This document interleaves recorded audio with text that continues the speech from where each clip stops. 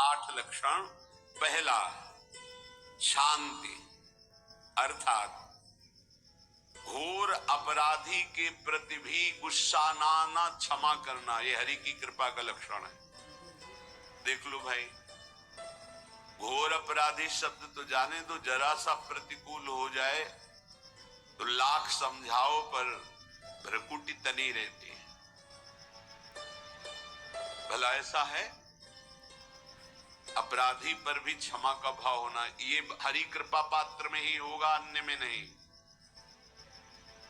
तो अगर अपने हृदय में ऐसा लगे कि ऐसा नहीं है तो हरिजू से प्रार्थना करनी चाहिए कि कृपा करो मेरे में सामर्थ्य आवे।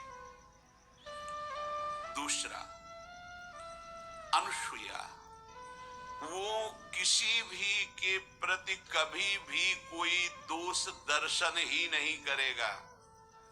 दोष कथन, दोष श्रवण की तो बात जाने दो। अनुसूया, दूसरों के गुणों में दोष ढूंढना ये नहीं होता, हरि कृपा पात्र में नहीं होता। ये सब भजन के नाश करने वाले, जैसे पहला अपराधी पर क्रोध कर देना, तो माया ने भेजा इसीलिए था कि तुम्हारे साथ व्यवहार ऐसा करे कि तुम क्रोध करो, क्रोध करोगे तुम्हारी ऊर्जा शक्ति नष्ट हो जाएगी, अध्यात्म में जो चलने की थी। और कहीं तुमने संकल्प कर लिया तो भजन शक्ति नष्ट हो जाएगी। तो अगर भजन बल है तो गया, जरूर उसको दंड मिलेगा, पक्का मिलेगा, 100% मिलेगा, लेकिन आप खाली हो गए। ना भजन करने की वृत्ति रहेगी और ना भजन रहेगा, दोनों बात। अनुसूया, किसी के सद्गुणों में दोष देखना, गुणों में दोष ढूंढना, ये हरि कृपा पात्र में नहीं होता। ये बहुत मंगलमयी बातें जिससे हमारा भजन मार्ग पुष्ट होता है।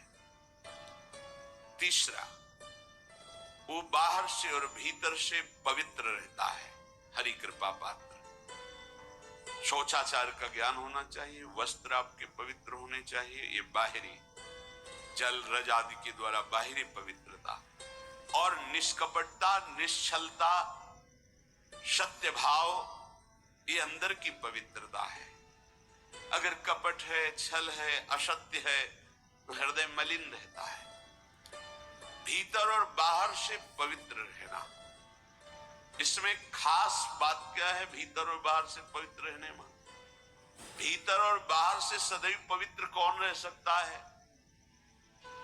तो बोले जो पुंडरीकाक्ष भगवान श्री हरि का, प्रियाजू का स्मरण करता रहता है, वो शवायाभ्यंतर शुचि, वो बाह्य और अभ्यंतर दोनों से पावन रहता है।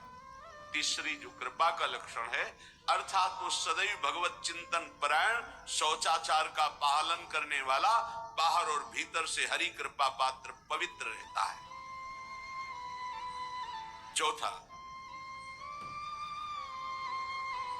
ऐसे कार्यों का अनुष्ठान न करे जिनमें हमारा भजन छूटता है, जिनमें सत्य छूटता है, जिनमें भगवत भाव छूटता है।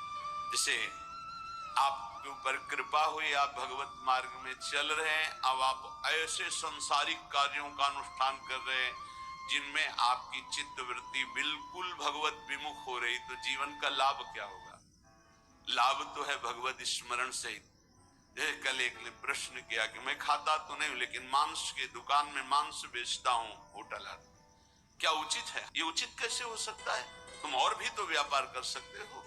जरूरी है धर्म का पालन करने की इच्छा करते हो, धर्म आचरण करते हो, ऐसा नहीं। तो विरत बहुकर्मा, उन कर्मों से हमें विरत रहना है जो हमारे धर्म के विरुद्ध है, जो भजन के विरुद्ध है। हरि कृपा पात्र ऐसे कर्मों का अनुष्ठान कर ही नहीं सकता। अपने भजन का फल देखना भगवत कृपा पात्र की, सबको प्रदान कर देना। हिम्मत है? अपने भजन, इतनी मेहनत से किया हुआ भजन, भजन होने के बाद हे प्रभु इस भजन का फल हो, सर्वे भवन्तु सुखिना सर्वे सन्तु निरामयाः। यहां तो कहते महाराज एक माला रोज आपके लिए करता हूं कि आपकी बीमारी ठीक रहे, तो शेष किसके लिए करते हो प्रभु? शेष अगर इष्ट और गुरु के लिए तुम्हारा है कि एक माला करते तो फिर इतनी माला करते तो हमें क्या होगा? सब आपको दे देंगे तो हमें क्या होगा? तभी भजन का रहस्य नहीं जाना। छठवां, अपने भजन से अपने लिए कुछ भी ना चाहना और दूसरों की तो बात जाने दो, दूसरों से कुछ ना चाहना ये तो ठीक है, अपने भजन से अपने लिए कुछ ना चाहना है हिम्मत। देखो ये हरि कृपा पात्र में हिम्मत होती है। अपना भजन अपने प्रयोग में ना लाना, इसका भी आंतरिक रहस्य है। अपने प्रयोग में आप शरीर को लेकर के बोलेंगे, अगर स्वरूप को लेकर तो प्रयोग की कोई वहां जरूरत ही नहीं, स्वरूप पूर्ण काम है, वहां कोई अभाव नहीं। जब आप कोई भाव अपने लिए करेंगे तो देह भाव होगा, देह भाव से किसी विषय की मांग होगी। विषय पूर्ति भजन का फल नहीं होता, भजन का फल होता विषय निवृत्ति। बहुत जोर की बात है, कैसे समझे? अपने भजन का भी फल अपने लिए नहीं, दूसरों से कुछ चाह रखना तो बात ही जाने दो, भजन से भी कोई अन्य सुख की चाह नहीं। क्या चाहिए? भजन ही बनता रहे, भजन का फल भजन बनता रहे, खूब निरंतर जप करते रहे।